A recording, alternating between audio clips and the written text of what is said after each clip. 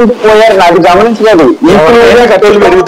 Extra తో పాటు దాని వల్ల వాళ్ళకి విపరీతమైన భారంగా కనబడుతుంది. వారొకరికి కదా ప్రజలందరికీ కూడా ఈ విషయాలు కూడా మీరు గమనించాలి. సాయి గారు మంచి పాయింట్ రైట్. కాకపోతే ఈ పెరిగినంత అక్కడ లేదు దాంట్లో.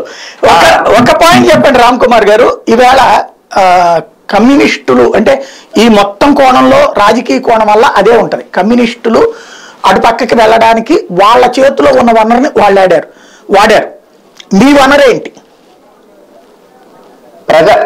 ప్రజల కోసం మా పోరాటాలండి. సాయి గారు ఫైనల్ గా ఒకటి ఏంటంటే, ఇప్పుడు అదేదో సినిమాలో ఉంటది, లాజిక్ ఎవరికి పట్టవండి, మ్యాజిక్లే. అది ఆ మ్యాజిక్ మా చేతిలో ఉండి ఆ మ్యాజిక్ మేము చేస్తాం.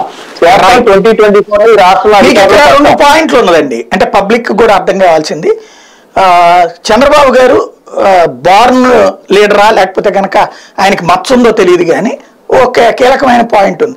ఇవాళ రోజున ఆయన అధికారంలో ఉన్నప్పుడు మిమ్మల్ని దొక్కాలనుకున్నప్పుడు మొత్తం ఆయన వెనకాల ఉన్నారు. ఇవాళ మళ్ళీ చంద్రబాబు గారిని కనుక మీరు వద్దనుకుంటే బోల్డ్ అంతమంది రెడీలో ఉన్నారు. అందులో కాంగ్రెస్ పార్టీ వాళ్ళ స్టేట్మెంట్ కూడా ఇచ్చింది, ఐఎన్డీఏ కూటమి మేము ప్రిపేర్ చేసుకున్నాను, ఈ కమ్యూనిస్టులు ఆయన కోసం పనిచేస్తున్నారు. అంటే మీరు కనుక కాదనుకుంటే ఆయన పట్టుకెళ్ళడానికి సిద్ధంగా ఉన్నారు. అంటే మీకు ఒక థ్రెట్ కూడా ఉంది.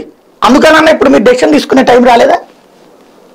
ఆయన సత్తా ఏంటో చూపెట్టారు, ఎన్ని రకాల ఎత్తులు వేయగలరు. ఆయన సత్తా చూపించాలి కాదు, ఆయన మీ డెసిషన్ తీసుకునే టైము మాకు మేము ఎప్పుడు తీసుకుంటామంటే ఎలక్షన్స్ టైం వచ్చినప్పటికి తీసుకుంటామండి. అప్పుడు దాకా మేము ఏం చూస్తాం, తెలంగాణలో టైపులో టెన్షన్ పడడం, టెన్షన్ ఎదుటి వాళ్ళకి ఉంటదేమో కానీ మాకు ప్రజల కోసం పోరాటాలు చేస్తూ ఉంటాం. వాళ్ళు ఎవరెవరో ప్రేమలో కాదండి, మొత్తం అందరి ప్రేమ మా వైపు, అందరూ మా డిసిషన్ కోసం ఎందుకు చూస్తున్నారు, అది ఎలక్షన్ టైం ఇచ్చినట్టు తీసుకుంటాం.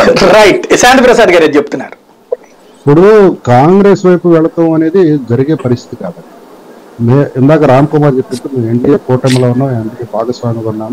దాని మీద స్పష్టత కూడా మొన్న యువగలం విశాఖపట్నం ఆ సభలో కూడా పవన్ కళ్యాణ్ గారు స్పష్టత ఇచ్చారు. ఇప్పుడు కొత్తగా మారిపోతే కొత్తగా మళ్ళీ ఇక్కడే కన్ఫ్యూజన్ ఎట్లా ఉందంటే, అంటే నేను సూటిగా చెప్తున్నా, ఇప్పుడు మీరు ఎన్డీఏలో ఉన్నారు, తెలుగుదేశంతో ఉన్నారు, అదేవిధంగా కమ్యూనిస్టులు తెలుగుదేశంతో ఉన్నారు, ఐఎన్డీఏ కూటమిలో భాగస్వామిగా ఉన్నారు. ఇవాళ కాంగ్రెస్ పార్టీ ఏం చెప్తుంది, మేము ఐఎన్డీఏగా అక్కడ పోటీ చేయబోతున్నాం అని చెప్తుంది. ఐఎన్డీఏగా చేరితే కమ్యూనిస్ట్ ఆడతో చేరాలి. బీజేపీ ఈ కూటమిలో చేరితే అప్పుడు కమ్యూనిస్టులు బయటకు వెళ్ళిపోతారు. లేదు అంటే తెలుగుదేశంతో వస్తారేమో కానీ కమ్యూనిస్టులు మేమున్న కూటమిలోకి రారండి. వస్తామని చెప్పారు, చాలా స్పష్టత వస్తామని చెప్పారుగా.